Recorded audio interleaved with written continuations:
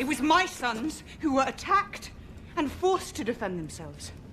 The legitimacy of my son's birth was put loudly to question. Anyone whose tongue dares to question the birth of Princess Rhaenyra's sons should have it removed.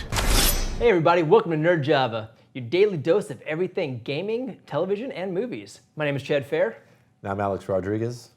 And today we are doing our season recap of the great prequel to Game of Thrones, House of the Dragons. Hey, we didn't even rehearse that. That worked out really well, yeah.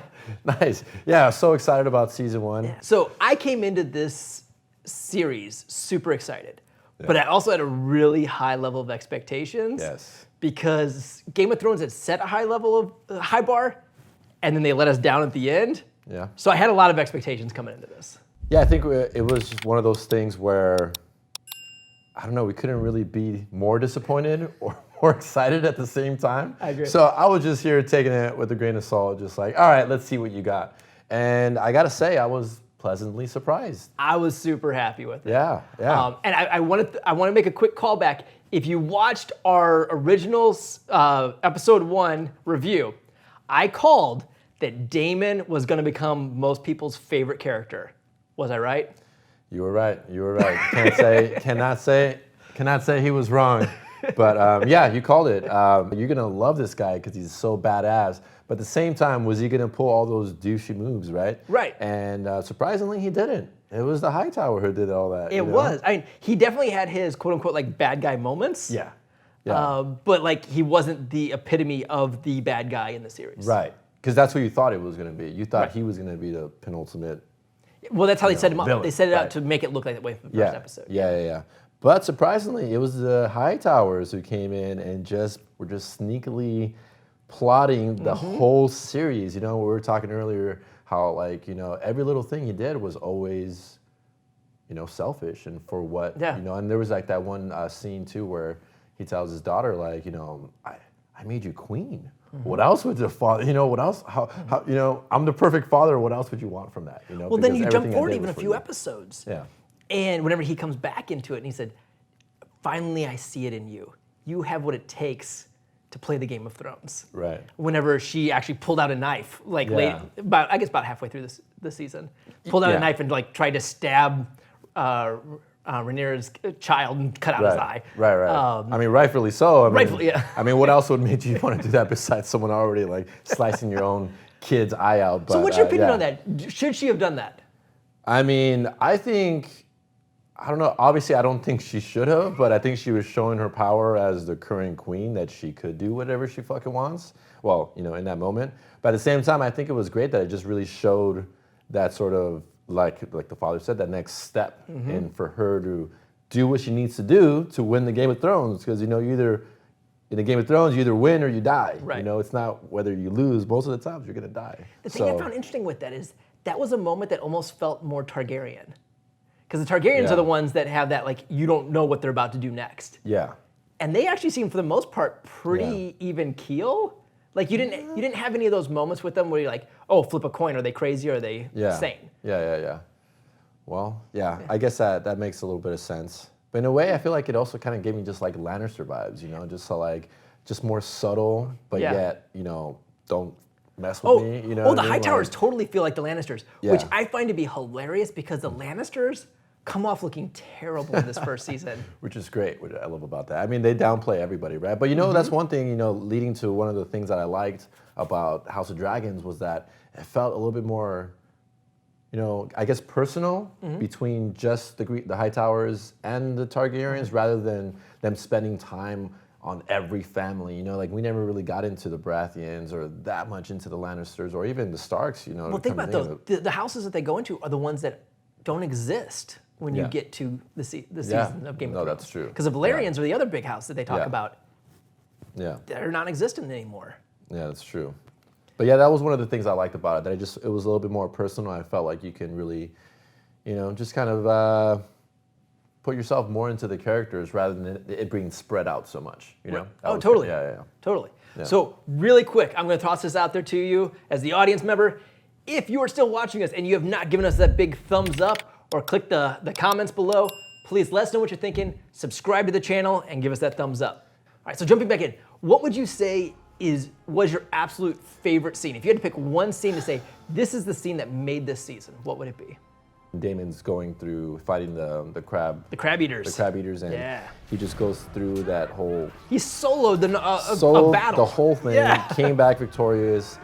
Brought King Viserys' head, or the other guy his head, and kind of apologized. I thought that was a great scene, super badass. But at the same time, when you fast forward and go to that scene where they're about to rule on who's going to be the next heir, and you think King Viserys is down for the count. He's just bedridden. He just comes through that door, slow walks through the whole thing. Struggles the whole way. And the look on his wife's face whenever he shows up. Oh, him and the Hightowers face were just like, yeah. This is gonna mess up everything we've planned for, and you already knew it, and because he just had that moment with Rhaenyra right before where he's like, no, don't worry, like I got you. Or actually, she was pleading to him, like, come on, if you're gonna ever do it. You think he's not really cohering at all, but I mean, he's there. He seemed done. Yeah, he seemed done. But then, boom, he comes in, and then that whole moment with his brother helping him up with the crown. I mean, that moment was powerful. And then, of course, when the cousin tries to what are the other guys, the Steve Snake's cousin or brother or whatever. Yeah. He comes in and just calls them all bastards, and boom, Daemon cuts his head off. That whole scene, loved it. It's like ultimate Game of Thrones. I'm sold. Give me some more. What about you? I think the turning point for a lot of the way people viewed Daemon was the crab eater scene. Okay, yeah. Whenever he did that whole rest of that episode, the thing I loved about that episode, he had like 4 lines the entire episode, and just commanded the entire episode. Yeah, for sure. And that's one of the things I loved about that, because it just showed how powerful he was of a character. But then he still came back and was humbled. He humbled himself in front of the king, took off the crown, gave it to the king. Yeah, big moment. That to me was a really powerful scene. But I think in the grand scheme, the writer set it up for that very final scene. That very final scene, or I guess second to final scene, where Rhaenyra's son, who was going to deliver a message, trying to get, I'm trying to remember which family it was he was trying to get on his side. Was it the Baratheons? Yeah, Baratheons. And because he showed up with a dragon, thinking, hey, we have the dragons. We're tied with the Valerians. We have all these dragons. Yeah. And someone else was already there. Much bigger dragon. A much bigger both dragon. Symbolically and literally. And then him being eaten, which ended any chance of peace. Oh yeah, it's over. I can't wait to. I'm getting chills thinking about it. It set up the season 2 perfectly. War is coming. And that's funny because I feel like in so many of these shows we talk about like, oh, will they have a season 2? There's no doubt in my mind they're going to have multiple seasons. Oh yeah, but that last scene was amazing. It just like, what the hell, left me wanting more, and you could tell, the great thing too is you could see it in Aemon's face. He's just like, oh crap, what did I just do? Well, the thing is, because he didn't even want, I think he was just trying to scare him. Yeah, for sure. I don't think he had any intention of killing him.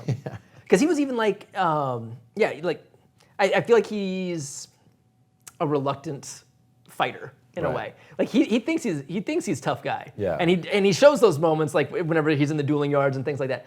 I don't think he ever intended to start the war. Well, he just did. And he totally did. But I love that. I feel like that happens a lot of times in a lot of movies. Yeah. Let's rate it. Let's rate season 1. All right. I found myself at the end of every episode going, okay, can I watch another one? Do I have another one on DVR? Is there another one I can go watch? Yeah. I found myself wanting to binge it, and it's not a short show. Yeah. The episodes aren't super short. I loved it. It kept me hanging. It kept me entertained. I'm excited for season 2. I think I'm about to give my first 5 that I've given on this show. Is it your first? Didn't we give a 5 earlier to something else? I don't recall giving. I might have given a 5. Oh, no, 4.5. Did I give 4.5 to the first episode? I think we both gave 4.5 to the first episodes. Yeah. I don't feel like I might have given a 5. I don't feel like I've given a 5. Yeah. I definitely haven't given a 5 to a TV series yet. Right. Okay. It might have been to a movie, but okay. I know I haven't done it for that. I am going to give it a solid 5. 5 cups. And you know what, Chad? I am right there on board with you, buddy. This show has been exceeded my expectations. The tension, the acting, the cinematography, everything has been there. And I am everything the Ring of Power should have been. I was going to try not to mention that, but it is everything the Rings of Power is not. So with that being said, yeah, I give it a solid 5 cups as well. Put those 5 cups up there. Yes. Those are all going up there, and I can't wait for season 2. Definitely. So now it's time for you, as the viewer, please leave your comments below. Did you love this series or are you wrong? That's the real question. Did you love it or are you wrong? I mean, I don't think we're wrong, but... No, I'm not saying us. I'm saying them. Do they love it or are they wrong? Oh, gotcha. I think it was fantastic, but I would love to hear from you. What were your pivotal takeaways from this? And what do you think next season's going to bring? Yeah, I'd love to hear what your favorite scenes are, the way we talked about, what kind of reeled you in, what was the one scene, and yeah, what are you looking forward to? Are you looking forward to, Daemon just taking over war, or are we looking forward to, more dragons, right?